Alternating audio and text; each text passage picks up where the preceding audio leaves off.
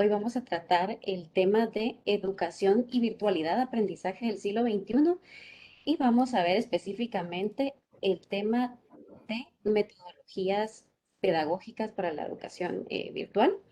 Hoy tenemos a Eduardo Montano. Él es CEO del Colegio Montano. Em, Permítame un momentito. También es ingeniero en sistemas con especialización financiera. Es CEO también de 3 colegios, 2 presenciales y uno online, y tiene más de 20 años de experiencia en educación. También tenemos a nuestra moderadora, Diana Brown. Ella es directora ejecutiva de la Asociación de Colegios Privados y representante de la educación privada en diversas instancias. También es representante titular para la educación privada en el Consejo Nacional de Educación y miembro del órgano directivo. Muy bien, les doy el uso de la palabra. Bienvenidos y gracias por ser parte de este foro y brindarnos información, bueno, sí, información y datos importantes sobre la educación virtual, que es el nuevo paradigma, bueno, antes de la pandemia, pero pues principalmente por la pandemia que le dio más prioridad a este tema, ¿verdad? Entonces, bienvenidos, adelante. Muchas gracias, Luisa. Muchas gracias por la introducción eh, y muchas gracias a todos los que nos están acompañando la tarde de hoy en de verdad, 14ª reunión. Estamos muy contentos de que tanta asistencia que hemos tenido y hemos abarcado pues lo que son varios temas, variados temas.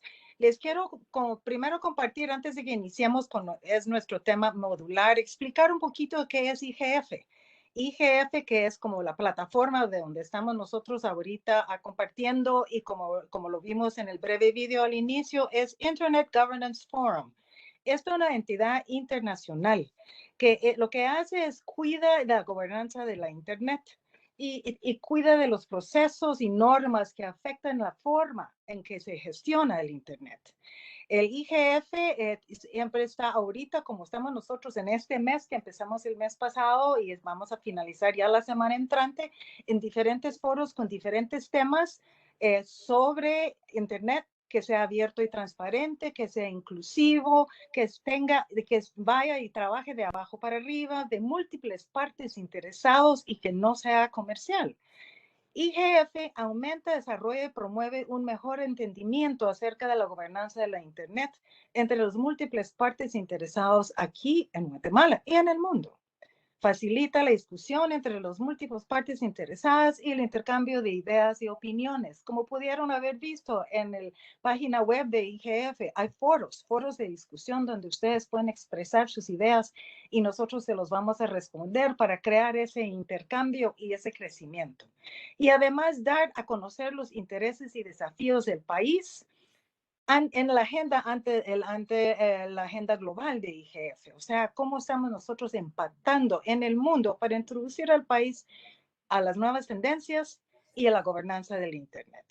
Nuestros foros de discusión de este año: gobernabilidad de los datos, inclusión digital, seguridad, impacto de las nuevas tecnologías, pues, y por supuesto, educación.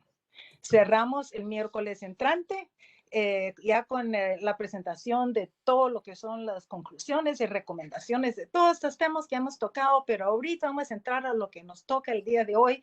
Y ustedes que me conocen y algunos que conocen ya a Eduardo saben de que para nosotros la educación es prioridad. Y además de ser experto en educación, Eduardo es buen amigo.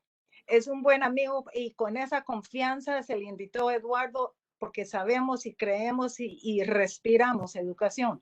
Y él, con una visión, de verdad, una visión antes de que fuera necesaria de tener una educación virtual, ya la tenía en camino. Así es que es importante que conozcamos cómo ha ido desarrollando Eduardo. Cuéntanos, ¿cómo iniciaste primero, antes de la pandemia y escolares, etcétera? ¿Cómo iniciaste tú con tecnología de educación? Buenas tardes. Bueno, buenas tardes. Antes que nada, muchas gracias por la invitación. Gracias, Diana. Y definitivamente la educación nos apasiona a los dos. Yo creo que ese es lo que nos ha unido, ¿verdad? Por eso somos buenos amigos. Bueno, como ya lo mencionaron, yo soy ingeniero en sistemas. Entonces, la tecnología me encanta y va muy bien con la educación a criterio mío, y le ha faltado un poquito historialmente a la educación, la tecnología. ¿Cómo empezamos nosotros? Le voy a dar a grandes rasgos, digamos, momentos importantes. En el 2008 nosotros creamos, le llamamos Aulanet, que fue nuestro primer portal académico en la nube. Eso estamos hablando hace, ¿qué? 13 años, donde empezamos a subir bibliotecas virtuales, empezamos a subir contenido. Luego, en el 2013, lanzamos el programa de 0 libros físicos en la secundaria. Y esto tenía 3 razones principales. Uno, por supuesto, era mantener esa vanguardia que nos ha caracterizado, porque sí creemos que la educación tiene que ser vanguardia en cómo prepara, no las empresas, sino es la educación que prepara hacia la universidad y hacia las empresas. Entonces, mantener esa vanguardia. Luego, la actualización, eso es bien importante, porque cuando nosotros estudiamos un libro físico, por muy rápido que sea, desde que el autor termine el libro hasta que este libro está impreso, toma 7 años. Entonces, los libros de texto que recibían nuestros estudiantes eran mínimo 7 años viejos. Y de ahí, las editoriales lo tienen que usar 10, 15 años para que sea costeable. Entonces, son libros de información bastante desactualizada. Entonces, una forma de cambiar eso era irnos a la parte digital. Y la otra es ecológica. Solo nuestros colegios, ahorramos la tala de más de 500 árboles al año con habernos ido digital. Eso lo hicimos en el 2013. Luego, en el 2016, empezamos con la creación de un colegio online. Nos tomó 4 años, no es cosa fácil. Pensamos que iba a ser más fácil, pero realmente no lo fue. Después podemos hablar un poquito de eso. En el 2019 creamos nuestra ya plataforma formal PYME, que es Plataforma Interactiva Montano Educativa. Estas reúne plataformas administrativas, educativas, bibliotecas virtuales, repositorios de toda la información académica, todo eso. Y en el 2019 dimos otro paso a quitar los libros. En el 2013 eran libros digitales.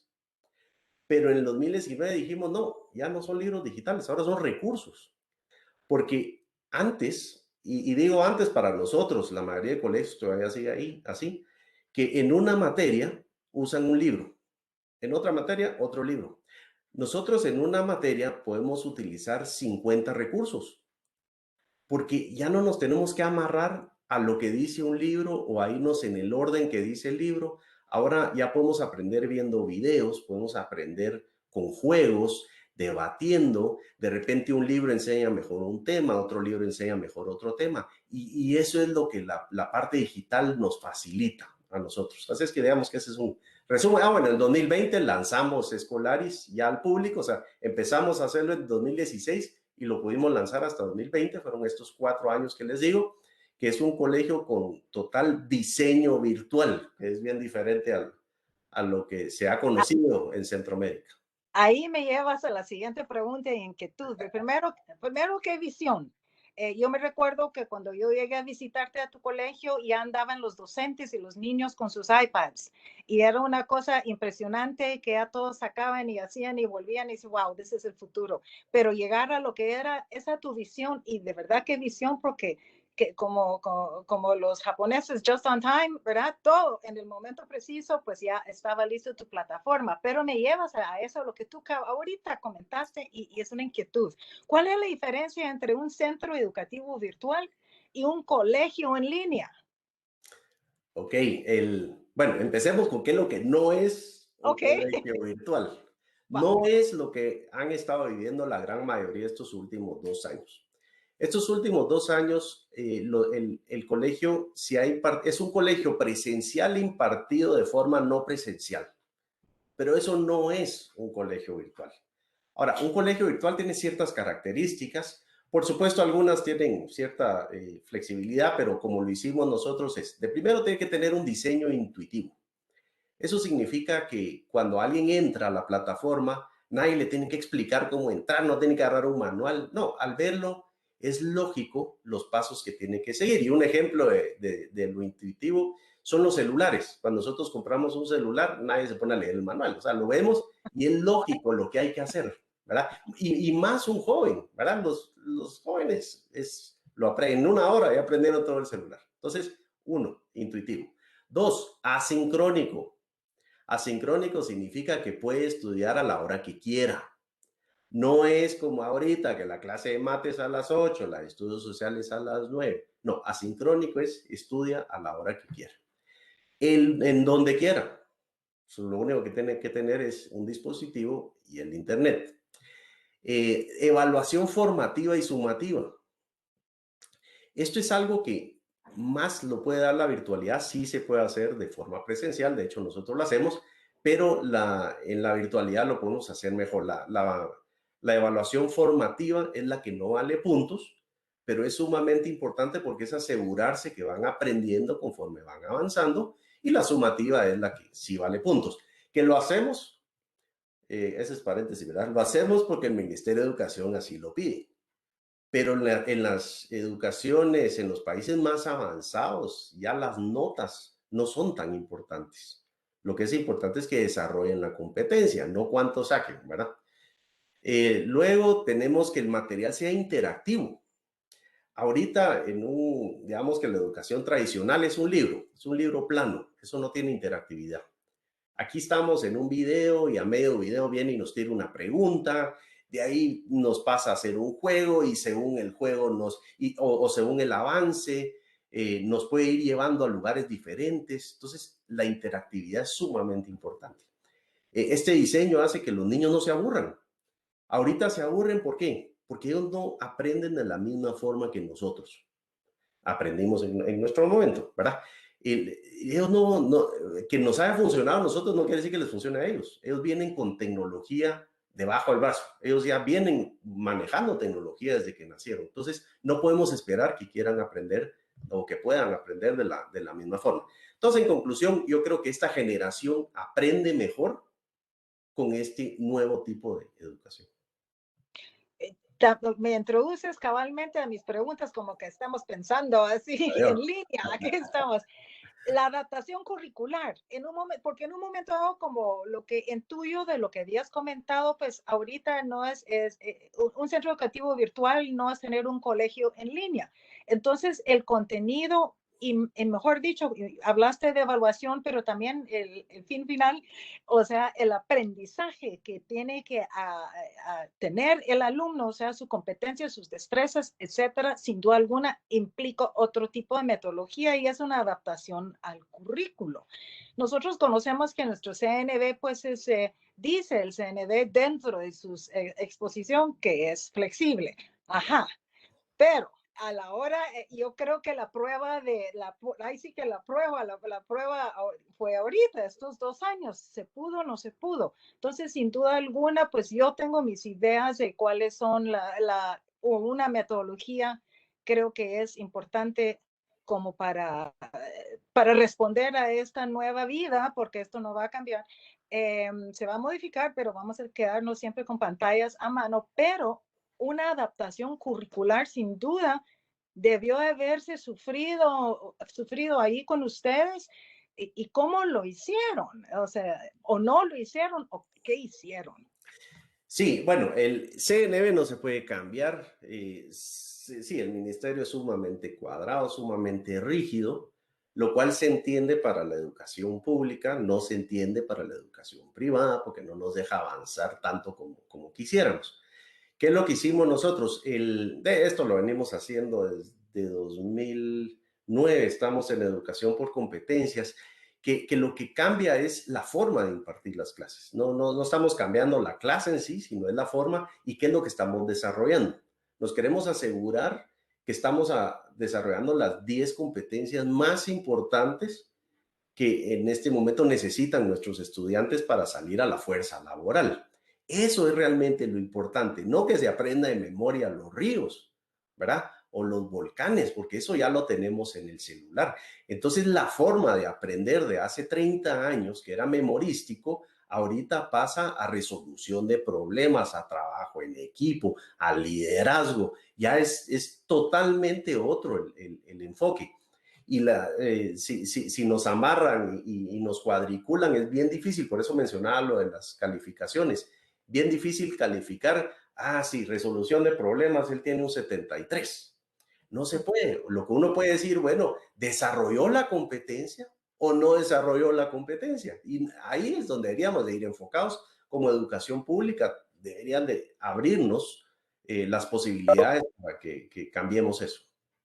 Sin duda, lo que es una evaluación vía rúbrica sería ideal en ese sentido, porque permite también, esa es intervención propia, la participación del alumno, porque en un momento dado, y creo que ha sido de las grandes lecciones, Eduardo, de estos 2 años, es un autoconocimiento que lo estoy haciendo bien, lo estoy haciendo mal y la tengo que mejorar. Y como tú dices, pues al final del día, lo que queremos es una educación eh, para que esté feliz el alumno desarrollando sus propios talentos. Y en lo que tú dices, tiene que ser una metodología interdisciplinaria y transversal, como es la vida. Me imagino, estoy pensando en voz alta, debe ser bastante, como tú decías, en problemas como aprendizaje basado en problemas, aprendizaje basado en proyectos, en retos, y hay mucho de variante, esa es la palabra muy de moda ahorita, hay mucho variante de aprendizaje basado en, y porque eso nos da esa bondad de interdisciplinariedad.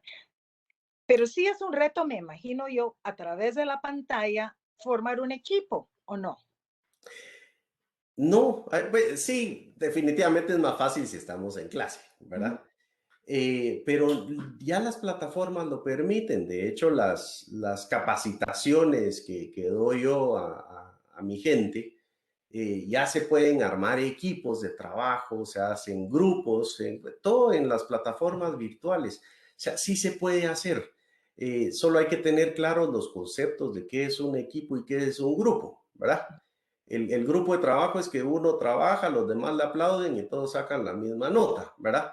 El equipo es que cada uno tiene sus roles y si cada uno desarrolla sus roles, luego unir todas las piezas para hacer el producto final, eso es más o menos independiente si están de forma virtual o están de forma presencial.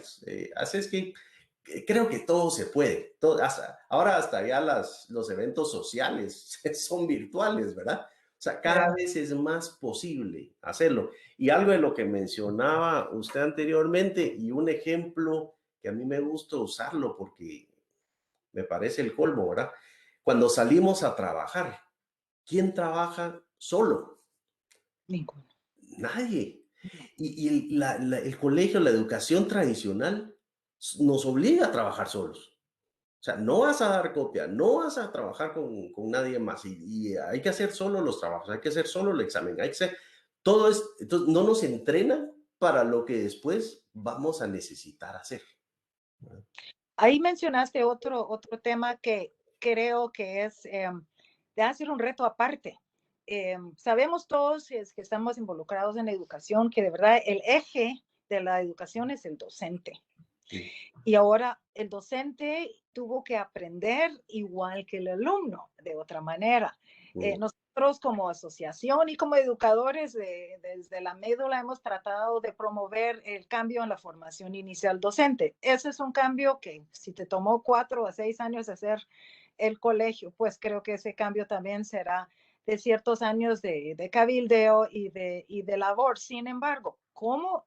Me imagino, estoy pensando en voz alta, bueno, hubo docentes que encantados con la tecnología porque ya tenían su línea tecnológica que ya venía de otro, no tan profundo, pero ya venía. Otros que lo rechazaron absolutamente y otros que están llegando recién egresados y entonces están tratando de modificar cómo fueron formados los docentes. Es que también regresamos a lo tradicional, como decías tú. ¿Cómo hiciste para que tu claustro de docentes dijeron, démosle en electrónico? Estoy hablando de escolares, esto de total y absolutamente virtual. Ok. Bueno, sí, definitivamente la capacitación era indispensable. El rol del profesor ya cambia. no es que dejen de ser maestros, sino la forma en que lo imparten es totalmente diferente. En Escolaris un profesor no se para en cámara a dar clase. Eso ya no existe, ya no existe. La educación es como por momentos. El profesor lo que hace es resolución de dudas, es armar debates. Ese es el tipo de trabajo que es el apoyo al alumno, es el apoyo a los padres de familia, pero ya no es la clase tradicional. Ahora tiene que desenvolverse bien en cámara, ¿verdad? Ya no es aprender a hablar en público, sino aprender a hablar bien en cámara, ¿verdad? Y Y les dan una capacitación de hablar en cámara. claro, por supuesto. Y no solo eso, porque sí se graban cápsulas, pero las cápsulas son de 3 minutos. Aquí todo usted estudia. ¿Ok? Y el spam de atención, el tiempo de atención de un alumno viendo un video, hasta 3 minutos es sumamente eficiente. Y entonces, ¿cómo esperamos que un profesor dé clases por 1 hora y los alumnos estén calladitos, sentaditos y poniendo atención? No se da. Entonces, tenemos que estar cambiando. Esto se rota. Entonces, cada 3, 4 minutos hay cambio de actividades. Hacen esto, hacen el otro. Uno de ellos es la grabación de un maestro. Pero no sé si usted ha probado grabarse dando una clase. Mire, es otro rollo. De Es veras. otro rollo. No tiene nada que ver compararse con alumnos a dar una clase. Aquí se tienen que ver bien en cámara. Y verse bien no me refiero a la parte de maquillaje, aunque también es importante, ¿verdad? O Ujú. maquillaje o no maquillaje, pero es más la forma en que se habla, la forma en que se desenvuelve, las herramientas que está utilizando. Entonces, el docente sí tenía el reto de cómo utilizar esta tecnología. Digamos, cuando estaba dando la clase, tenía una pantalla con touch y estaba al mismo tiempo que estaba dando su cápsula informativa de 3 minutos, al mismo tiempo usando tecnología, pero todo esto está en cámara. Y son varias cámaras, son luces que tiene enfrente, o sea, es aprender a manejar eso. ¿Cómo maneja esta metodología con los padres y con los alumnos? ¿Verdad? Entonces, todo ha sido bien interesante, pero sí yo concluyo que lo que es un cambio de rol totalmente. No deja de ser Entonces, por maestro, lo que es un cambio de rol. entiendo, es un estudio, que ustedes armaron un estudio, por decir Sí, así, o varios estudios, porque ajá. realmente son diferentes niveles, o cómo hacemos entonces si tenemos primero, segundo y tercero básico. Obviamente no son asignaturas cerradas, como dijiste, sino que están agrupados en un proyecto o en alguna actividad. Entonces son varios los estudios y varios los docentes que están trabajando. Es una locura, por eso fueron 4 años. Pensamos que iba a ser uno, fueron 4. Y algo interesante fue que en esos 4 años, 3 veces rehicimos todas las clases, 3 veces. Porque cuando lo hicimos la primera vez, no, hicimos el estudio de mercado, no, ese está muy aburrido, no se ve tecnología, o sea, sí está en computadora, bueno, démosle otro. Hicimos otra vez todo. De ahí salieron unas herramientas buenísimas, nuevas, y volvemos a hacer todo. O sea, en esos 4 años cambiamos 3 veces hasta que estaba como realmente necesitábamos que estuviera. Y sí, son estudios de grabación, sí son múltiples maestros trabajando de forma transversal, de forma, híjole, ahí un relajito, pero alegre. No, eso no me cabe la menor duda y es otra visión. Ahora se me ocurre, en el mundo debe estar pasando algo igual, ¿no? Como Sí, esto fue una aflicción global, entonces toda la educación ha reaccionado de acuerdo primero a su cultura y todo lo que tiene a su alcance. Yo he tenido la fortuna de poder hablar con algunos colegas de colegios privados de América del Sur y ahí están tratando también de ir encaminando, pero de esa manera que llamamos híbrida, no con esa entrega al 100% a lo virtual.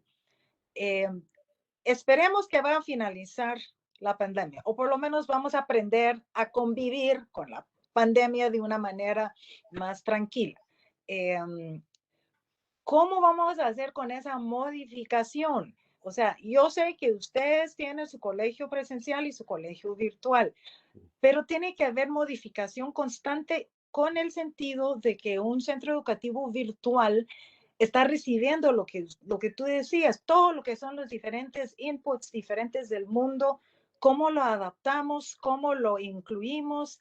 Es un reto, o sea, es un reto 24/7, Eduardo. Yo sí creo que visionario eres, pero hay que continuar y esto está en movimiento continuo. ¿Con quién te comunicas en el mundo? ¿Alguien en el mundo te ha compartido sus experiencias, cómo lo han hecho bien, cómo lo han hecho mal? Porque aprendemos mucho de los errores. Sí, pues sí, tuvimos oportunidad de probar qué es lo que funciona y qué es lo que no funciona. Principalmente en los colegios presenciales, ahorita en estos 2 años que nos tuvimos que adaptar, que aunque teníamos toda la tecnología y las herramientas, pues definitivamente los maestros tenían que cambiar su forma de impartir clases. ¿Qué es lo que sí funciona? Sí está funcionando más la personalización cuando usamos la tecnología. Y eso no lo podíamos hacer en los colegios presenciales, ¿verdad? Sí está funcionando también el hecho de que si un alumno no entiende un tema, puede volver a verlo en la computadora tantas veces quiera. Eso sí está funcionando. En la clase presencial, haga de cuenta que levanta la mano un niño y dice, mire, ¿me puede repetir la clase otra vez, por favor? Y le pide al maestro que la repita 5 veces. Eso no se va a dar, pero sí lo puede hacer en su casa. Entonces, hay cosas que sí funcionaron. ¿Qué es lo que no está funcionando? La parte social, ¿verdad? La socialización, por estar encerrados, despierta otro tipo de problemas. Que el problema no es la educación online, sino el encierro, ¿verdad? Y mucha gente digamos que que mezcló una cosa con otra. Dijo, no, la educación virtual o la educación en línea está volviendo locos a mis hijos porque los tienen cerrados en casa, ¿verdad? Y tampoco veo yo que ese sea un problema social. Entonces, pero eso en este encierro sí ha sido un problema, que es lo que yo creo que en el futuro hay varios cambios que se vienen ya post pandemia. ¿Qué es lo que yo creo? Sí va a haber una educación híbrida, sí va a haber una educación online y sí va a haber una educación presencial, porque yo tampoco creo en que la educación presencial vaya a morir, para nada. Yo creo que hay para todos y va a depender de cada caso en particular cuál es la educación que más le conviene. Tanto al alumno, digamos, como a los padres, en donde viven. Hay un montón de factores que influyen. Pero sí, la educación híbrida yo creo que se viene y va a ser algo sumamente interesante. Hay cosas que sí funcionan, como por ejemplo, nos ahorramos 4 horas en tráfico al día. ¿Ah? Sí, sí, ¿Qué tal de funcionalidad eso? Pues, o sea, ya con eso los niños se despertaban 2 horas más tarde. claro, Eso sí claro. funcionó. Eso fue algo que todos les abrió los ojos, ¿verdad? Que no se lo habían cuestionado nunca. Ahora tocamos aquí un tema también que es de mucha importancia, también de capacitación y sobre todo de cambio de paradigmas, creo yo, Eduardo, porque tú eres padre y yo soy padre, soy abuela y bueno, tenemos el inmenso privilegio de ser educadores, pero una persona que no está versada en lo que es la pedagogía, la educación, no conoce el porqué de las actividades. O sea, el padre de familia ha hecho lo que buenamente ha podido hacer y continúa haciendo, apoyar a sus hijos de la manera más empírica posible. Ahora, en tu centro educativo virtual, hubo que capacitar a los papás, porque los papás andan, ay, sí, que esté en línea, está mejor, sí, sí, pero capacitar, o sea, conocer, eso es lo que yo pienso, porque siempre he tenido la firme convicción de que siendo la comunidad educativa, el padre de familia tiene que estar inmerso en lo que estamos haciendo en las aulas. ¿Cómo hablaste con los padres de familia? ¿Cómo los encaminaste? Yo sé, te buscaron, pues, pero hubo que capacitarlos. Mucho. Y como bien dice usted, es cambio de paradigma. O sea, la forma antes era esta y ahora es esta. Entonces, principalmente era una capacitación del uso de las plataformas, el cómo poder supervisar a sus hijos. Y aquí solo quiero distinguir bien entre supervisar y sentarse a hacer las cosas con ellos. En eso sí no estoy de acuerdo. En supervisar sí, pero igual la supervisión es importante en un colegio presencial o en un colegio no presencial, pero aquí tenían que aprender a hacerlo utilizando las plataformas. Ujú. Tenían que aprender también a cómo complementar la educación en línea con otras actividades. Ujú. Como usted sabe, yo escribí un libro, ¿verdad? Que se llama Foro Familiar y hablo de varios tips familiares y ese lo hice precisamente para eso, ¿verdad? Para darles recomendaciones a los padres de familia pero aquí no estamos hablando tanto de la virtualidad, sino cómo ser mejores ellos para formar a sus hijos. Pero sí, principalmente tecnología. Algo que tenían que hacer también era confiar en sus hijos, porque Mm. en la educación online el hijo está solo, digamos que no tiene a alguien atrás diciéndole que haga algo, que esa confianza es bien interesante, porque lo que hizo fue, eh, como vio en la mayoría de los casos, florecieron los niños. Sí. Cuando los tenían muy presionados con alguien encima, eran un poquito como rebeldes, pero cuando les tocó hacerlos ellos solos, dieron el paso y se volvieron más responsables y se adueñaron de su educación. Mm. Entonces yo creo que eso fue súper positivo y los papás lo vieron. Y eso es algo que los papás sí han visto, el gran cambio, y eso no tiene nada que ver con la educación, sino con la forma de entregar la educación que cambió. Sin duda ha sido lo hemos comentado contigo y con otras personas, de las bondades de la pandemia, pues de las bondades de estar en casa, de Mm, reconocer los talentos tanto de los hijos de los papás y los papás de los hijos, porque así, también los hijos aprendieron que sus papás son personas, sí, no solo son figuras que regañan o premian, no, son personas. Entonces se formó esa amalgama de la mm, comunidad familiar y la comunidad educativa en el hogar. mm, Pero sí, sin duda, y es una lucha constante, y sí escuchamos quejas a veces de padres de familia, pero creo que lo que tú dijiste es clave, es de verlo de otra manera. mm, Sí, es el enfoque, es la perspectiva, porque mm, estos, digamos que es un viaje en conjunto y es una meta común que tenemos así es. que llegar todos. Ahora, pregunto también, y lo hemos oído durante estos 18, 20 meses, qué horror, hemos pasado 20 meses y sí, con sentirlo y sin sentirlo a la vez, ¿cuál es la mejor dispositiva? O sea, me imagino que algunos están en teléfonos, otros en laptop, otros en desktop, otro en tableta, porque si hablamos de todo lo que es la educación virtual, tienen que crear y a veces un celular no te permite crear. Pues si vamos a lo que es lo que es Bloom, ¿verdad? Tenemos los diferentes niveles de conocimiento. ¿Cuál es la mejor dispositivo o cuál es el dispositivo que tienen que tener como mínimo para poder tener ese tipo de educación de manera exitosa? La, la plataforma corre en cualquier dispositivo, digamos celular, tableta o computadora. Pero el celular es el menos favorito por varias razones. Las dos principales son el tamaño. Mm. O sea, tendría que tener yo una supervista para poder hacer todo lo que tengo que hacer en un aparato pequeño, ¿verdad? Y nosotros menos, ¿verdad? Pero hasta para ellos es difícil, ¿verdad? Claro. Y la otra razón es lo que usted mencionaba ahorita, que no todo se puede crear desde un celular. La mayoría, cada vez más, sí se puede, pero digamos que es mucho más fácil hacerlo en aparatos más grandes. Ahora, Mm. ¿cuál es mi favorito? Es la tableta.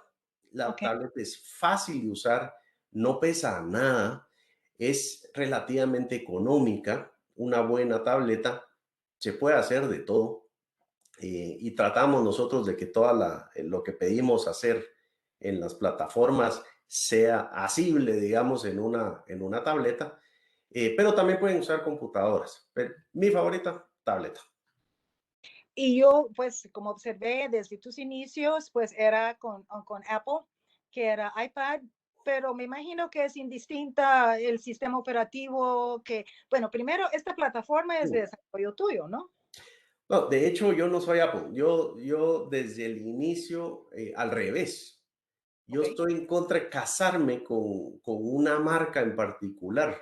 ok. Tenemos que dar esa libertad de que cada uno pueda hacer el dispositivo que necesite, Así es que con nosotros es cualquier marca, cualquier sistema operativo, desde Surface, iOS, Android, ¿verdad? Pueden usar cualquier cosa. ¿Cuál era la pregunta? La pregunta era si la plataforma es desarrollo propio de usted. Usamos un LMS, ¿verdad? Que es un repositorio, y sobre ese repositorio todo es creación nuestra. O sea, todo lo que se creó en estudios nuestros, se creó con técnicos nuestros, ¿verdad? Y el repositorio, pues, lo estamos utilizando. Sí pasamos por varias pruebas y errores, no digamos todos los problemas para implementación, pero, pero sí, llegamos a la conclusión que un LMS era nuestro mejor. Ahora, hace caso que yo soy una alumna de cuarto bachillerato. Mañana voy a entrar a mi primera clase. Ajá. ¿Cómo voy a entrar? ¿A qué horas entro? ¿Qué es lo que voy a hacer? ¿Cuál es la dinámica del ingreso a mi clase del día de mañana? Alumna nueva. Ok. Alumna nueva, entra la primera vez con su user, su password, entra a un menú en donde están las clases. Usted va a poder escoger qué clase quiere hacer hoy. Si quiere hacer una lección, 2 lecciones, 3 lecciones. Hoy puede dedicarse a hacer solo matemática o puede hacer todas las clases. Usted tiene toda la libertad de hacerlo. La puede hacer a las 8 de la mañana, la puede hacer a las 2 de la tarde, a las 4 de la tarde. Hoy se enfermó o tuvo que viajar, no hay problema. Mañana lo puede hacer, ¿verdad? Hay una flexibilidad que se presenta que antes no existía, ¿verdad? Es por lecciones que funciona esto. Digamos que no sustituye uno a uno a los periodos de clase, porque la lección incluye todo. La lección incluye lo que nosotros le llamamos introducción motivante, incluye una lectura, que es sumamente importante, la lectura, aprender la lectura comprensiva, incluye ya una tarea en sí dentro de la misma lección, incluye una evaluación. Entonces, en una lección nos acabamos un tema con todo, hasta con la evaluación, ¿verdad? Y así vamos pasando de lección en lección. Entonces, ¿qué es lo que logramos con este método de aprendizaje? Es que en lugar de esperarnos 2 meses a que sean los exámenes de fin de unidad y que ahí se acumula, digamos, y no se me ha examinado en nada, yo estoy siendo examinado lección a lección. Por supuesto que hay exámenes de unidad, pero para ese entonces yo ya hice una evaluación por cada una de las lecciones. Entonces, esta alumna, Diana, de cuarto bachillerato, tiene toda la flexibilidad para trabajar como quiera. Lo único que sí se recomienda, y eso tenemos personal también supervisando eso, es que cuando termine la semana vaya por cierto punto de avance en todas, ¿verdad? Entonces tenemos libertad de qué hacemos lunes, qué hacemos martes, pero queremos terminar la semana con contenido, digamos, que el esperado de avance.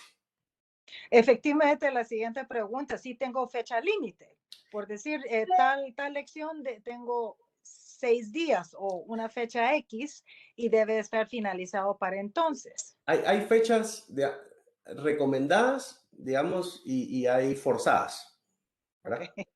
Digamos que la recomendada es lo que le digo, semana a semana esté al día. Ahora, usted puede decidir, esta semana voy a hacer matemática y logró hacer la matemática de 2 meses, ¿verdad? Porque se dedicó a eso. Está bien, puede hacerlo, puede hacer repilas, ¿verdad? Ahora, en los momentos como los exámenes de unidad, ahí ya tenemos que estar sí o sí hasta cierto punto en todas las materias, ¿verdad? Ahí sí no se puede, hasta ese punto tenía flexibilidad, pero hasta ese punto sí tenemos que terminar cierto porcentaje de todas las materias. Y así nos vamos de unidad en unidad. O sea, se hace la zona siempre, entonces se va reportando lo que son los avances y como final del año escolar hay que hacer ese reporte, ese informe al Ministerio de Educación, a lo que es la plataforma del CIRE. Así es. ¿Sí? Sí. Okay. Y ahora tú dijiste algo también ahí muy interesante, pues que están siendo supervisados, etcétera. Me imagino que también habrá tutores. Si hay algo que de verdad yo ya no entiendo la media en estadística y no entiendo lo que es ese curva y no entiendo mi YouTube, ¿alguien me va a ayudar? Sí, de hecho tenemos casi la misma cantidad de maestros online que presenciales. O sea, Ok. no hay un ahorro en personal, si lo quiere ver de alguna forma. ¿Cómo funciona? Aquí nosotros les llamamos los tutores operativos. El tutor operativo está pendiente de su sección, porque también está dividido en secciones, ¿verdad? Está pendiente de su sección. De primero está pendiente que los alumnos estén ingresando a la plataforma, cuánto tiempo están ingresando a la plataforma, si están repitiendo o no las lecciones, si están repitiendo o no las evaluaciones. O sea, todo eso sí lo estamos viendo sin que lo sepa el alumno. Entonces, si hay algún atraso, si hay algo que requiera atención, el mismo maestro se comunica con los alumnos o bien se comunica con los padres de familia. También tenemos resolución de dudas 24 horas. O sea, en cualquier momento el alumno tiene una pregunta y la hace y le van a contestar, ¿verdad? Hay un tiempo máximo de respuesta de dudas.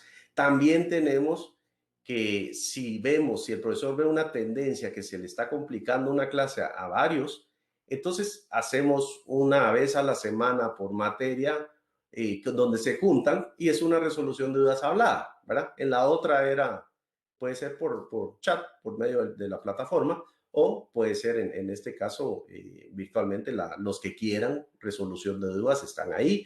También hay blogs en donde los alumnos mismos, y eso es bien interesante porque estas son tendencias mundiales, uno puede hacer una pregunta y el otro se la puede responder. Y el profesor lo que está haciendo es supervisando que no lo vaya a perder más, ¿verdad? Pero eso es bien interesante porque cuando uno enseña, dos aprenden. Ese es uno de nuestros lemas del colegio. Sí creemos de que si un alumno se toma el tiempo en resolverle la duda a alguien más, él está aprendiendo más y le está enseñando al otro compañero, ¿verdad? Entonces, estamos tratando de agarrarnos de las tendencias mundiales que son eso, son creación de contenido. Eso lo van a ver dentro de poco. Alumnos creando el contenido de las clases. Cosas que ahorita nos pueden parecer insólitas, pero también era insólito que una empresa dijera que todos los carros me hagan el mapa porque yo no tengo ni siquiera un satélite y al final se vuelve Waze, donde el consumidor hace todo, ¿verdad? Entonces, yo creo que se vienen cambios bien interesantes, cambios de raíz en la educación. Antes de que pasemos a las preguntas, porque veo que entran y Alvarito nos va a ayudar ahí con filtrarlos, tengo un comentario y una última pregunta para poder darle ya el tiempecito a todos nuestros que están presentes con nosotros. Primero, lo que tú bien dices, y cuando dijiste eso de tutoría entre pares, me recuerdo muy bien, y en un momento vamos jalando a lo que han sido los pedagogos de siglos pasados, pero se aplica su conocimiento que es universal hoy en día, como es Vygotsky. Eso es de tener lo que es la socialización y que yo sé más de este tema, pero tú sabes más del otro, aprendamos juntos. Eso es una maravilla porque es un reflejo del mundo y de verdad, igual que lo que es la interactividad, es de John Dewey, que viene de 1950. Por Dios, estamos utilizando las cosas como hay que usarlos, con inteligencia y poniéndolos innovadoramente. Última pregunta. Entonces, seguridad en las redes y también ancho de banda. Un alumno que esté en su casa o en su teléfono, ¿qué tanto acceso de conectividad necesita tener y es seguro? Hay firewalls. Pregunto esto porque es un costo, porque también en un momento dado recordemos que todo tiene un costo, obviamente es ya no tener que comprar el paquetón de libros que se llevaba atrás en la mochila, obviamente tenemos ahora un acceso, es bastante más, y estoy asumiendo que es más económico, porque se me figura que decías, no lo sé y no lo vamos a tocar. Esto no es tema de hoy. Hoy es el tema de la viabilidad. Entonces, ¿qué tanto ancho de banda se necesita en casa para poder tener una fluidez?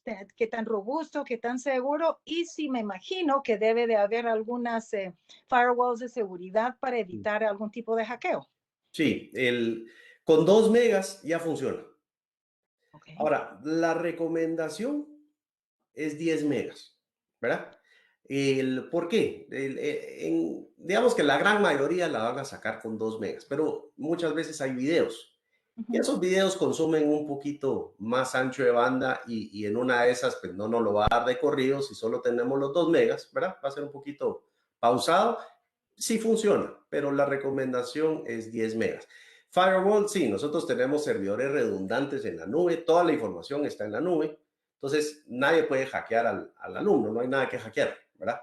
Y Ok. nosotros sí estamos con mucha seguridad y de todos modos tenemos servidores redundantes. Cualquier cosa le pasa a un servidor, entra el otro y tenemos un sistema de backups que hasta yo mismo me impresiono, porque sí, yo le doy mucha importancia a la información, al cuidado de la información, que en un colegio online es todo. Es como proteger un nuestro edificio, para Sin duda, nosotros es proteger nuestra información.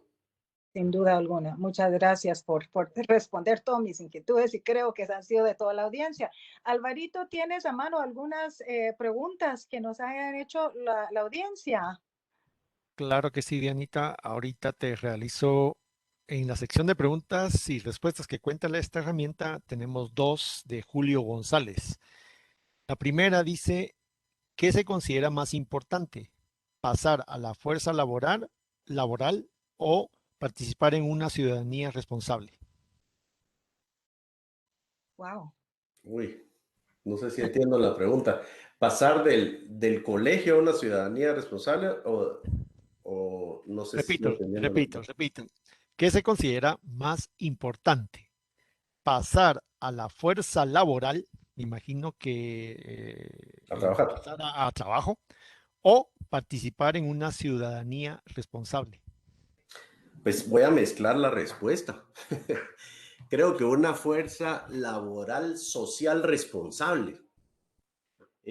Hoy que precisamente estaba leyendo de un caso de un centennial que decía, ya no busquen trabajos que no sean socialmente responsables. Eso es el interés ya de ellos, es cuidar el mundo, cuidar la igualdad, ese tipo de cosas. Entonces yo creo que las dos son importantes y no hay ningún problema en combinarlas. Eso sería mi respuesta, Tenemos pero otro. qué profunda la pregunta. Sí, no, sí pienso yo tal vez que si la finalidad de la educación es el trabajo, para mí en lo personal no, la finalidad de la educación es la felicidad. Y si uno está feliz en lo que está haciendo, pues será productivo y trabajará en algo que le guste, que va a apoyar a su dignidad y a la productividad de la nación, pues, pero Pero se quieren sentir que están sumando al mundo. sí, totalmente. Sí, ese es de los nuevos, las nuevas generaciones, sin Sí, duda alguna. Sí. sí, sí, que están Perfecto. aportando. Tenemos a alguien más. Flori Gid dice, para la enseñanza de la lectoescritura, ¿cómo afrontarla desde la virtualidad? De hecho, el mismo Ministerio de Educación no aprueba la educación online, sino hasta cuarto primaria.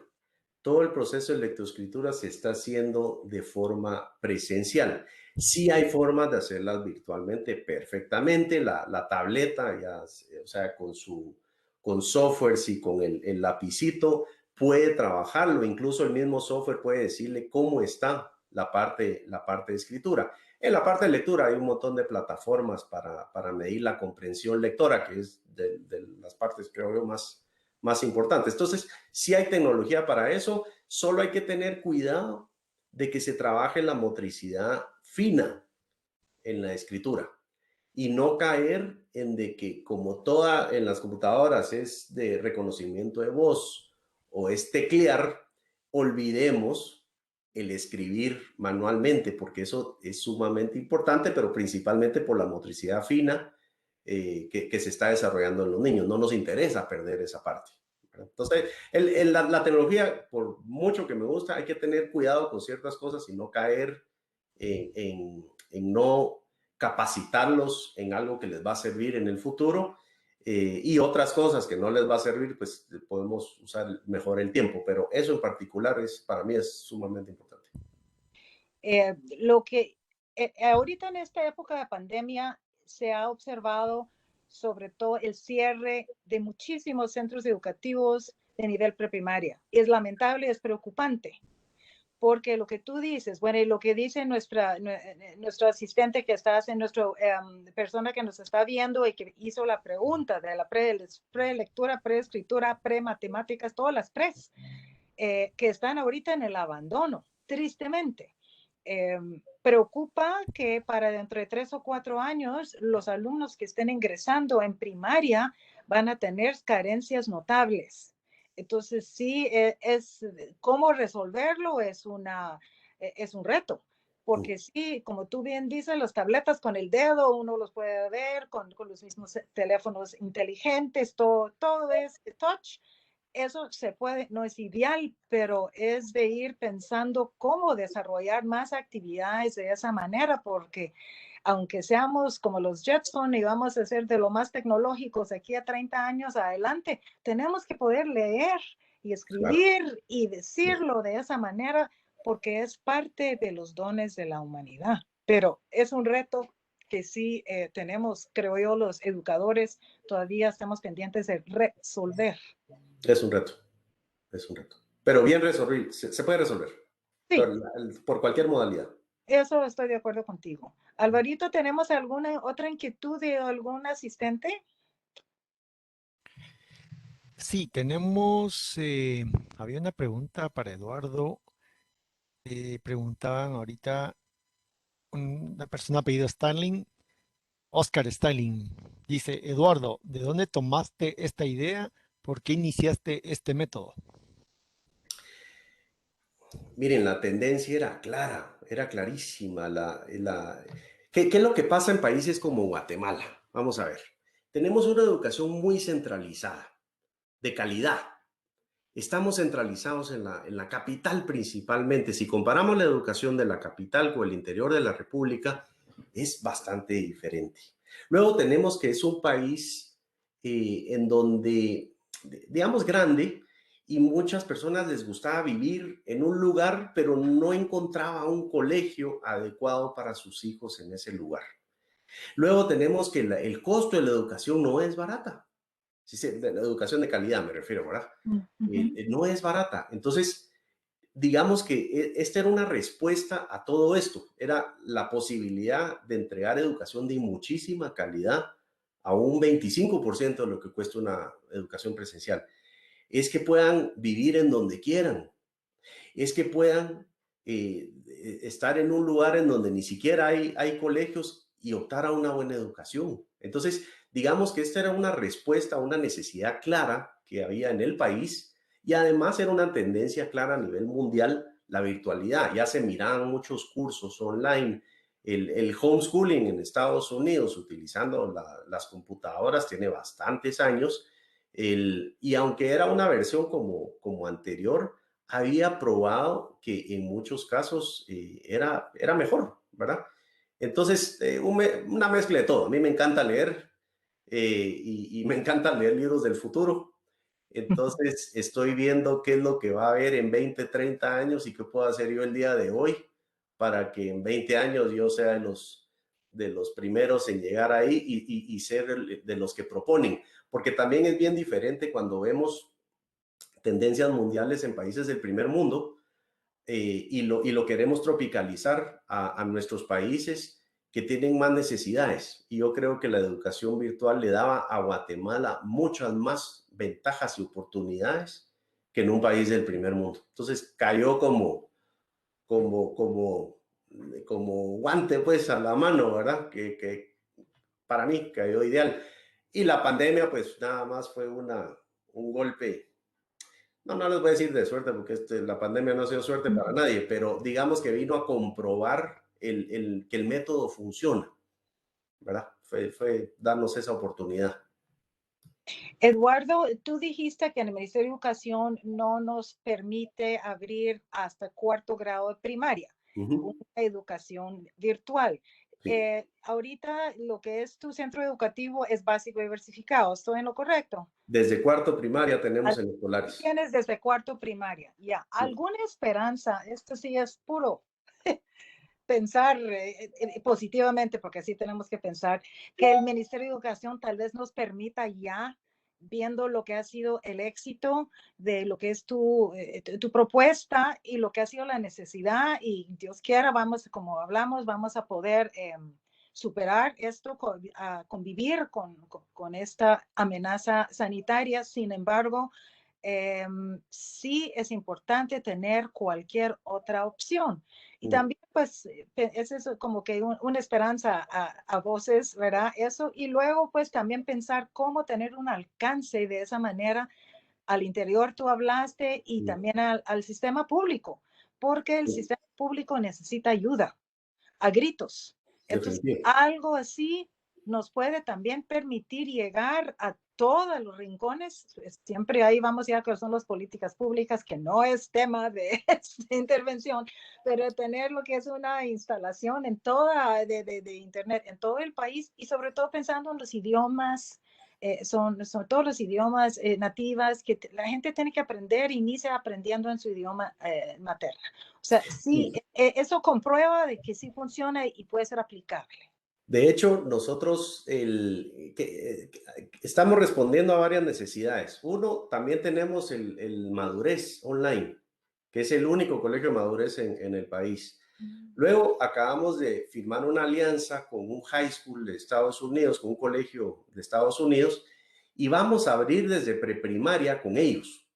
Ahí sí es totalmente legal, porque ya que no lo podíamos hacer aquí y nosotros sí sabemos hacerlo, nos aliamos con ellos. Entonces, ya vamos a ofrecer la doble titulación, la que es high school y colegio regular. Y otra cosa bien importante son las especializaciones, algo que no se le ha dado mucha importancia. Yo sí creo que nuevamente eso es el futuro.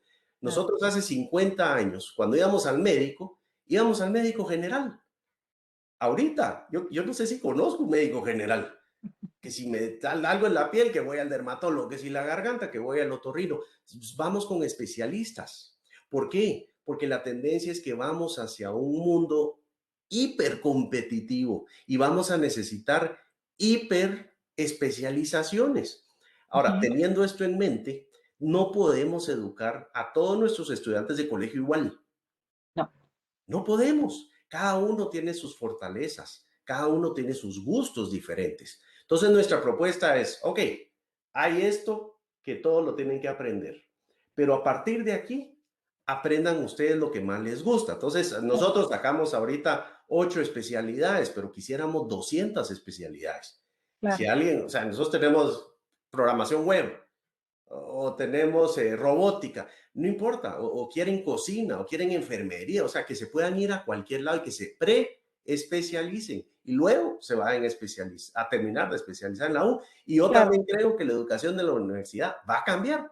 Ya uno no va a sacar derecho, no. Sí. El alumno entra a escoger la materia que quiera, va a escoger una de psicología, una de derecho, otra de medicina, y va a sacar una carrera, un mix de carrera que no existe. Y eso a él lo hace único. Y si alguien es único, tiene más facilidad para conseguir trabajo o para crear una empresa, porque tiene un mix único. Pero si ahorita salen 25,000 abogados sabiendo exactamente lo mismo, la competencia para conseguir trabajos es dura. Entonces, sí, no podemos perder de vista todas estas tendencias en la educación, principalmente si queremos que Guatemala sea competitiva.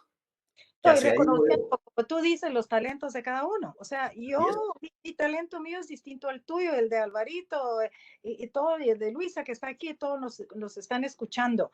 Y realmente, y regreso ahí al derecho constitucional de poder desarrollarnos integralmente como somos. No tenemos que caber dentro de un cuadrado, sino que ser quienes somos, sin duda alguna. Y usted mencionaba la felicidad.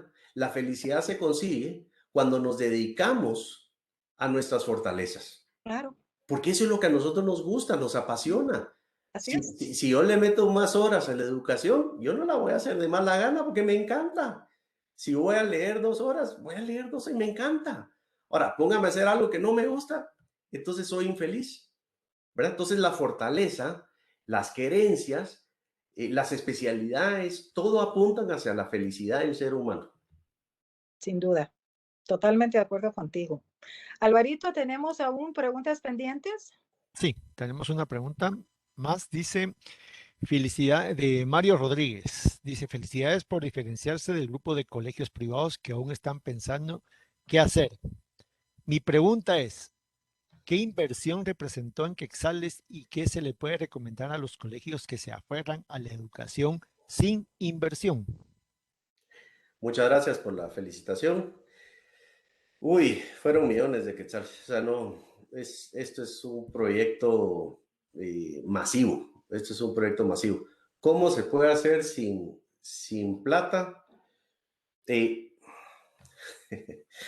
Uy, es difícil. Lo que se puede hacer es usando contenido producido por alguien más, por ejemplo, ¿verdad? Que eso hay páginas como Khan Academy, por ejemplo, que se pueden utilizar como referencias y combinarlo con, de alguna forma, una guía o clases de un profesor guiando hacia producto ya hecho por alguien más. En YouTube hay muchísimo material. Lo que pasa es que nosotros decidimos crear nosotros todo el material. De hecho, nosotros creamos, ya no dependemos de las editoriales tampoco, porque nos estaban amarrando. Entonces, nosotros creamos nuestro propio contenido. Todo eso es una inversión masiva, pero el proyecto es masivo. Nosotros queremos cambiar a Guatemala a través de la educación.